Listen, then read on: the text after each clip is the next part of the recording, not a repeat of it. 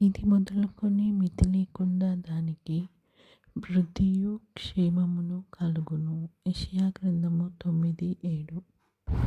పరలోకమందున్న మా తండ్రి, నీ నామము పరిశుద్ధపరచబడును గాక. నీ రాజ్యము వచ్చును గాక.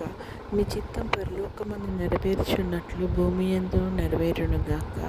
మా అనుదిన ఆహారం నేడు మాకు దయచేయము. ఇతరులు మా ఎడల చేసిన అపరాధములను మేము క్షమించిన ప్రకారము మా అపరాధములను క్షమించుము. మమ్మల్ని శోధనలోకి తేక కీడు నుంచి తప్పించుము.